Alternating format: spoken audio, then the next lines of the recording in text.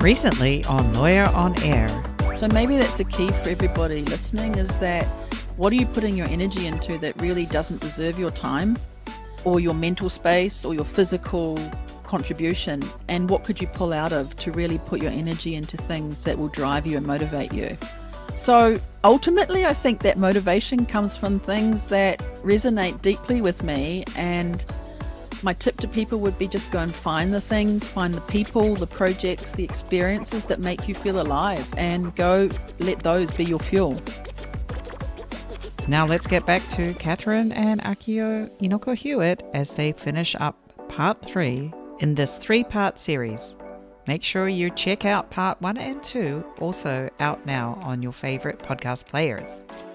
Let's get into it.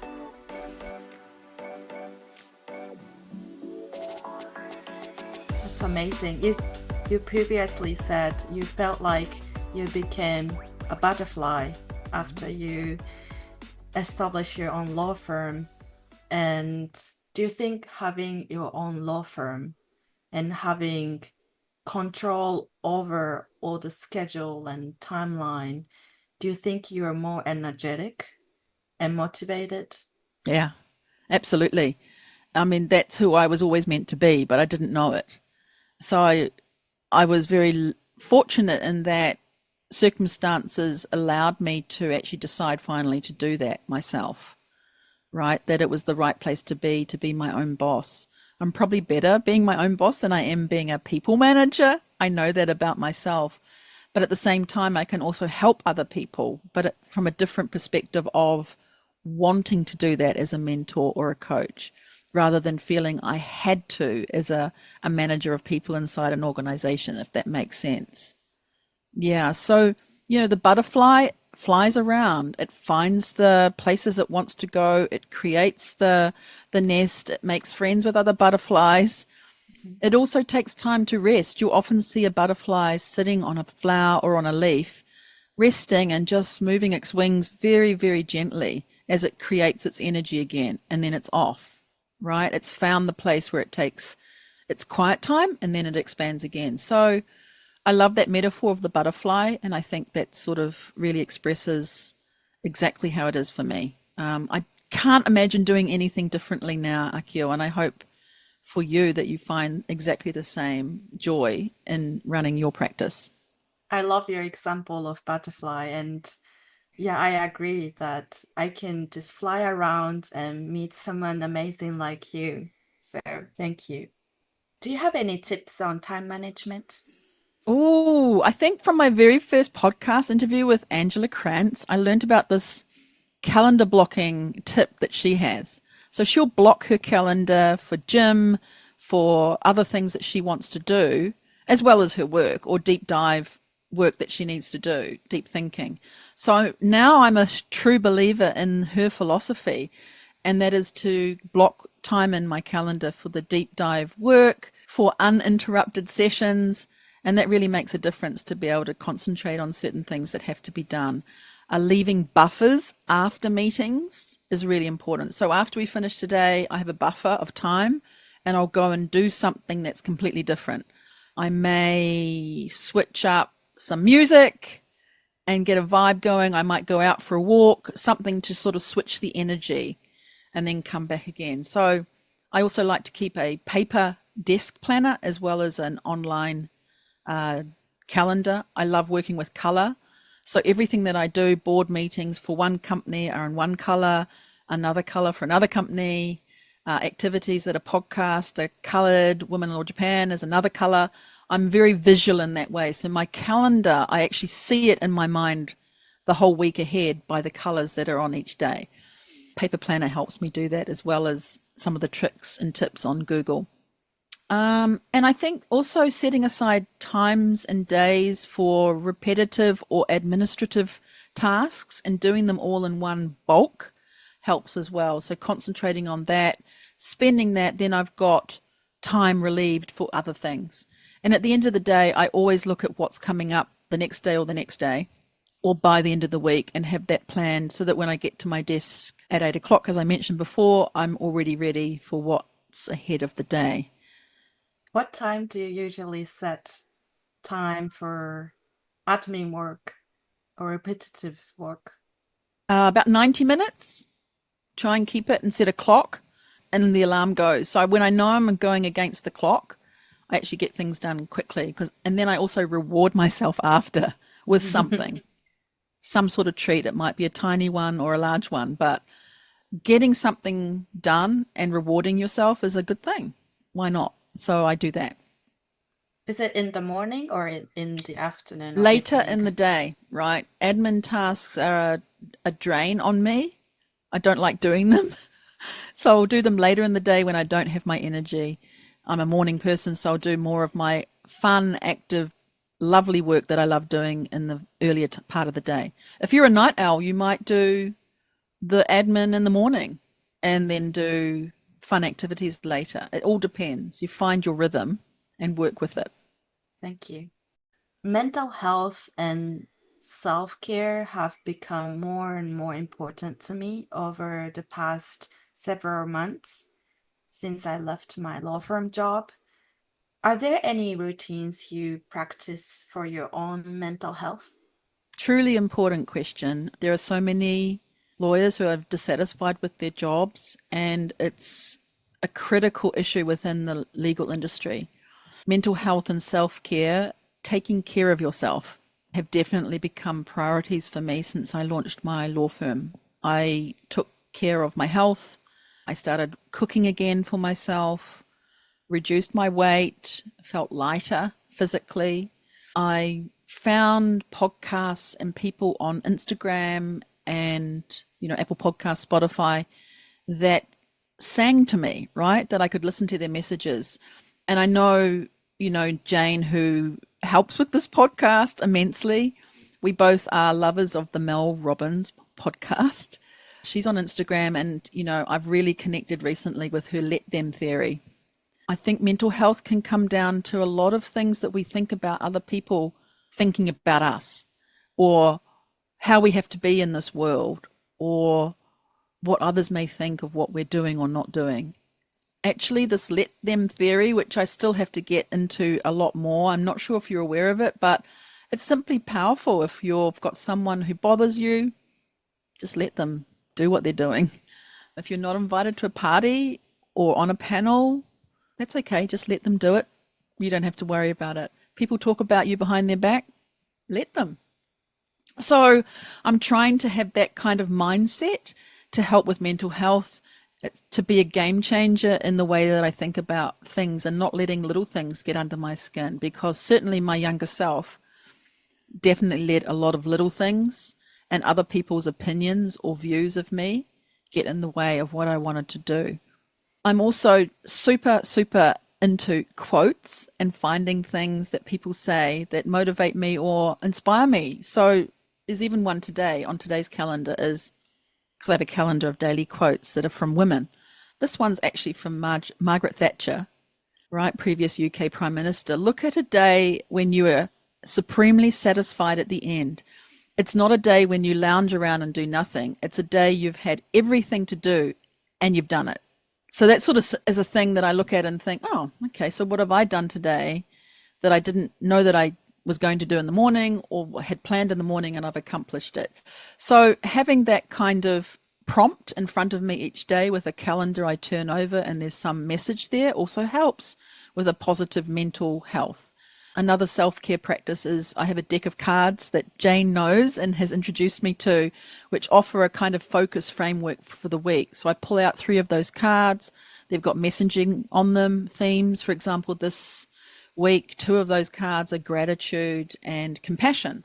So when I see those words in front of me and I'm thinking of people who are in front of me, I think of gratitude for what they're doing, for you asking me today on this podcast to interview me, and compassion for other people who are maybe suffering, and how I can go about that way. So those are sort of tips and tricks that I have that really keep me centered and focused on what's important, and also letting go of things that aren't important. Of course, I have a super wonderful personal board of directors, like the people, my family and my friends, who keep me grounded, who remind me what matters most. And these are the ways of practicing care for myself that I hope are kind of relatable and inspiring for others. It doesn't have to be big, amazing things that you do, going on large holidays or, going for intensive spas for one whole week at some expensive resort. It all comes down to tiny, small moves that you can do to empower yourself to be a bit more mentally focused and work on what's important to you and not really bother about other people's opinions. Thank you so much for great tips. And I am a big fan of Mel Robbins' podcast. And when I feel a little bit down or tired in the morning, when I do makeup, I pull up Mel Robbins' short video. And then while I do makeup, I listen to her like 10 minutes or having Perfect. coffee. Yeah. Perfect. And then she just have power Yeah. to lift me up.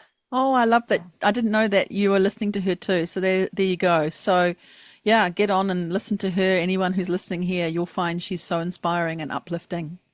When you're feeling tired or down, what do you do to lift yourself up? Yeah, I think when I'm tired, the best thing is rest. Just this week, I had 2 nights out and several activities for things that are coming up in my life that are going to change a little bit, and was super exhausted and physically in my body. I felt tired. And so I just gave in and I went to bed at 8:30. Normally it's at 10 o'clock. I even went 2.5 hours earlier. So sometimes that's the most important thing, is not pushing yourself too hard. If I'm tired, I will actually listen to my body and go off and recharge myself. To lift myself up when I'm feeling down, again, I switch up that situation. It's often music.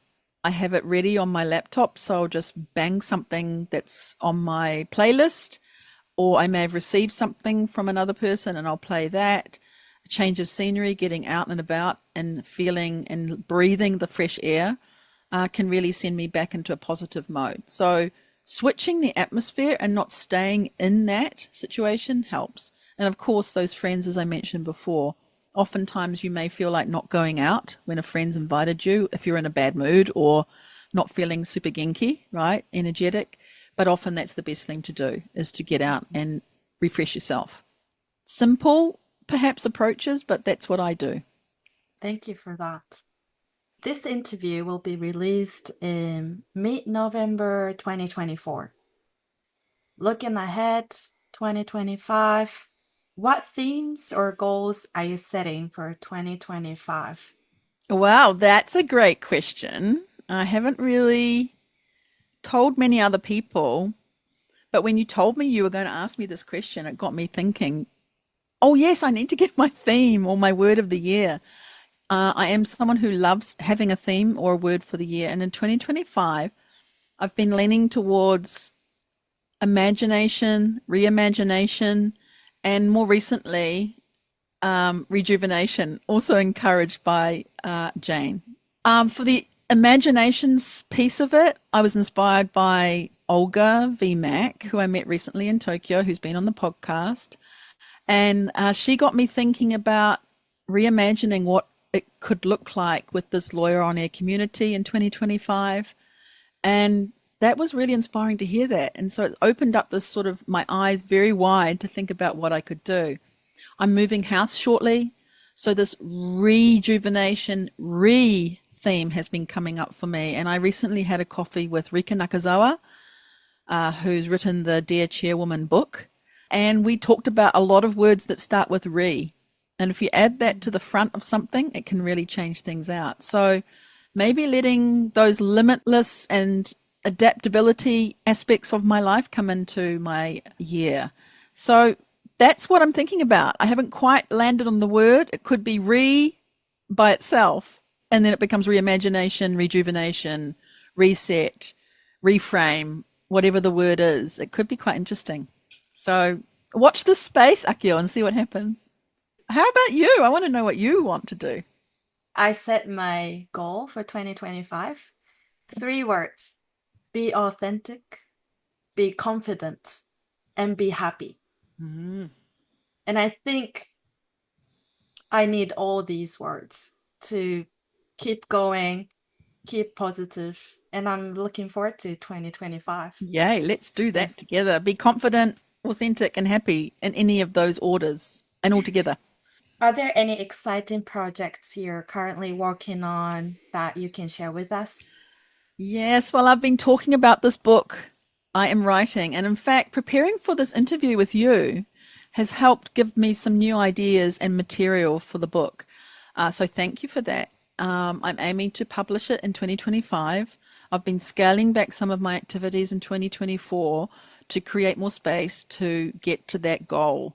And as I prepared for this interview, I could visualize the book, like really visualize it, and the cover and the depth of the chapters that I want to write about on these topics you've talked about today with me, but some other things I haven't had a chance to mention today as well. So I'm working on that, and also through that conversation with Olga, thinking about building that community around the guests here at Lawyer on Air and creating a space for deeper connection with them and ongoing conversations and talking about the things that you've been talking about with me today. So I'm excited about that as well. And then with imagination, anything can happen. So there might be more happening as well. But those are a couple of things that are on my radar right now.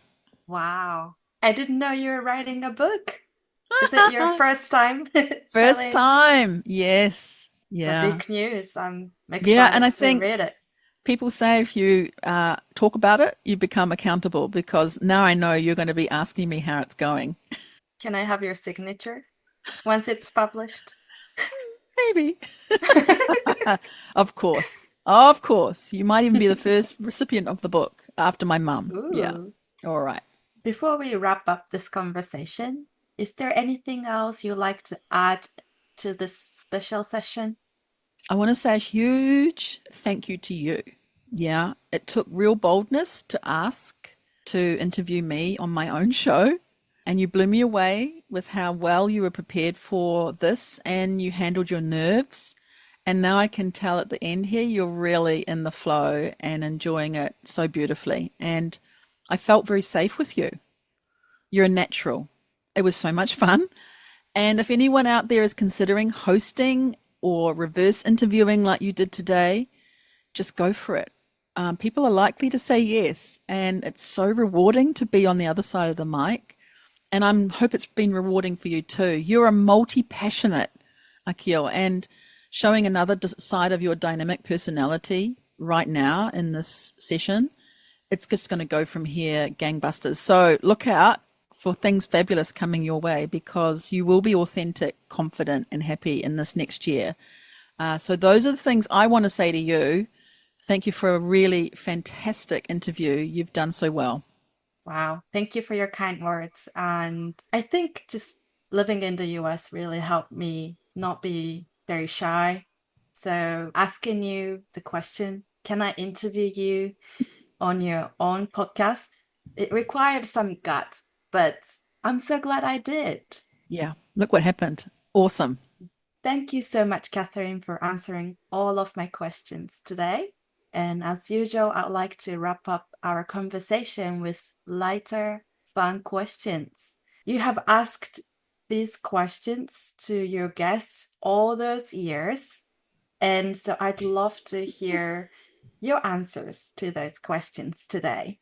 So number one, if you could spend a day with anyone, living or deceased, who would it be?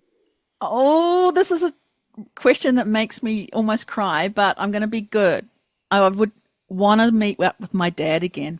He passed away in 2009, and probably not a day goes past that I don't think about him, right? He used to always ask me about my work, about the companies where I was, who's making that thing, how did they do that? Always inquisitive. He's an engineer, and so he loved knowing about the kinds of manufacturing companies I was working at.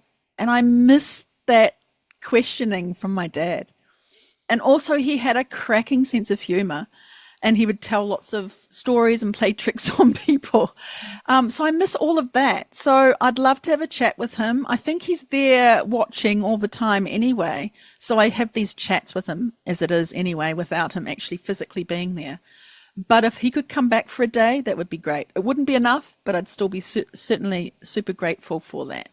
Yeah, I'm sure your dad is watching over you every day, every minute. And I'm sure he would have been really proud of you, where you are and who you are now. Thank And you. thank you for Thanks. sharing that. So, next question. If you had $1,000,000 yen, which is about $15,000 US dollars, how would you use it?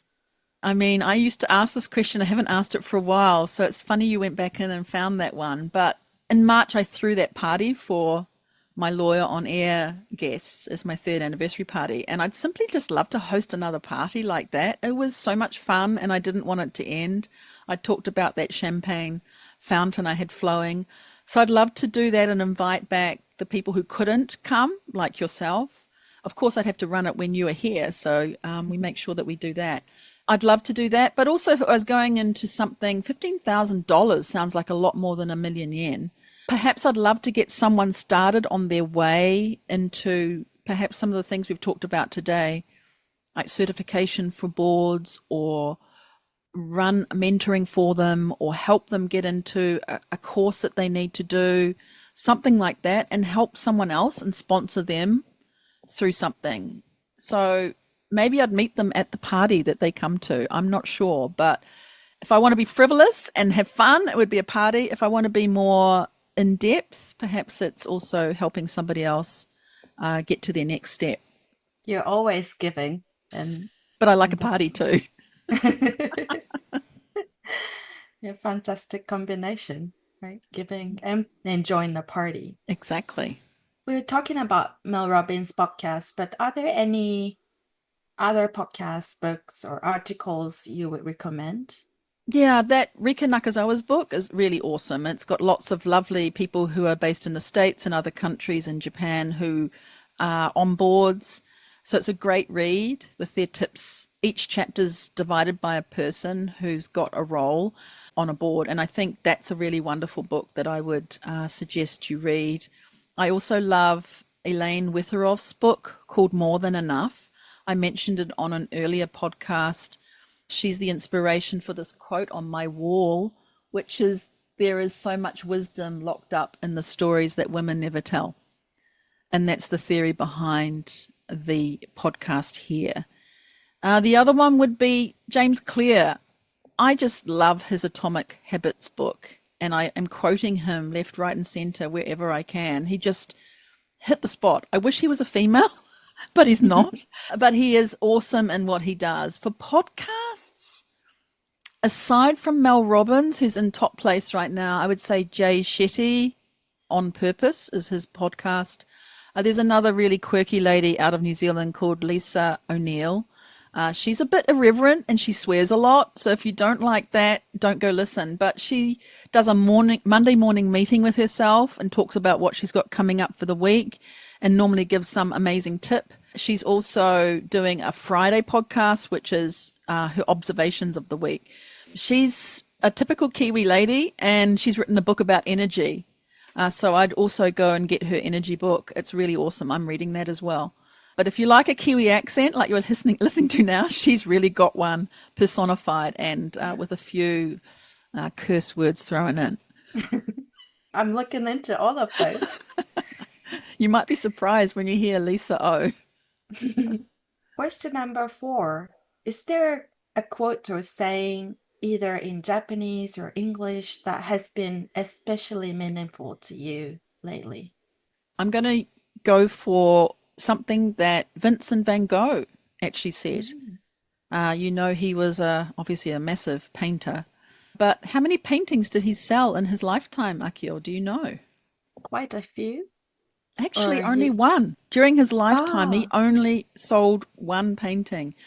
And he said, if I'm worth anything later, I am worth something now.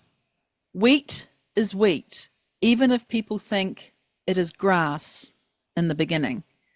So I think his quote, and it really makes a lot of sense to me right now, is this belief in who he is, his self-worth and his value, regardless of external validation or recognition. right? No matter how many awards or whatever. And now he's acclaimed, but he doesn't know that, right? He wasn't there. He only sold one painting.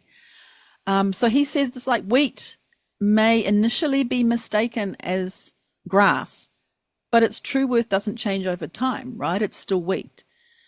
So I think that is a really great reminder that worth is not defined by other people, perceptions or achievements. It's something that exists within us. Even if it's not immediately recognized, it's there. So I really love that quote of his. That's very, very inspirational quote. And thank you for that. I didn't know his word at all. I know his paintings, but I didn't know what he said and what kind of passion he put into his work, believing in that words. Oh, that's amazing. Thank you. Question number 5. What's your favorite holiday dish? Well, it's probably something you might have regularly. I don't know in your family with your kids, but I usually don't have pancakes or waffles. Like it's not a thing that I do. But when I'm back at Christmas time with my family, we always have a family brunch, and waffles is always on the menu, right? Waffles, bacon, banana, maple syrup. So when I thought of this question, that came into my mind, and I think it's about the family time together rolled into that holiday dish. Maybe it's not a classic, but that's something I love. And I guess if I was evening time, a classic barbecue in New Zealand is great. And I like grilled chicken on the barbecue rather than other meats. And obviously with a glass of lovely chilled New Zealand Sauvignon Blanc, or maybe a bubbly, but that's kind of my go-to family holiday time dish, because when I go back to New Zealand, it's summertime. So these are typical things that we would have in summer. Do you grill outside? Yes. New Zealand barbecue? Yeah. Oh. Yeah, definitely. Wow. Christmas has been always winter for me, so it's hard to imagine, I suppose. Yeah. I've heard in Australia, Santa Claus are coming by surfing. That was quite a surprise to me when I was a kid in Japan. Number 6, do you have favorite winter meal or drink either in Japan or in New Zealand? Probably August is the winter time in New Zealand. Yeah, it was in New Zealand. I would say in Japan, though, when I come back from New Zealand to Japan, often I want something warm and tasty, and a katsu curry and rice. Oh, I love it.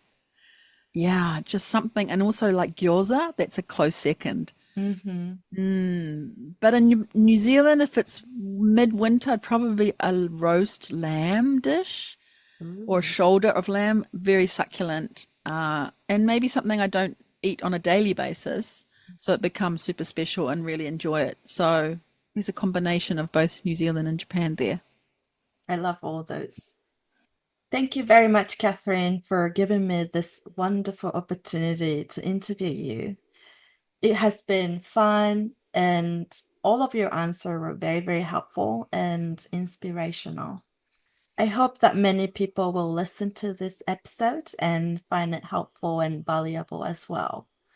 My final request is I'd love to finish this episode by saying the words you always say.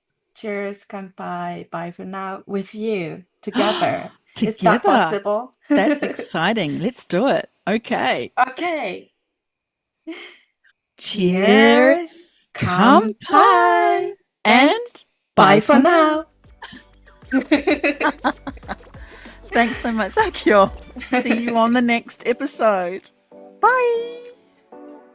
We hope you've enjoyed this 3-part series. Let's finish up with a few bloopers. There's not too many, but we thought it'd be fun to include some. See you next time on Lawyer on Air. But when I became my own law firm owner, I burst out of that chrysalis and became a butterfly. Sorry, isn't it chrysalis? The word is chrysalis. Yes, it is. Yeah. I've hearing chrysalis. Yes, chrysalis. Yes, Sorry. thank you. You want to start that story yes. again? Cheers. Cheers. Kanpai. Kanpai. And bye for now. And bye for now. Shall we try and say it together? Together, at the same time. Exactly the same time. Se no. Cheers. Kanpai. And Bye for now.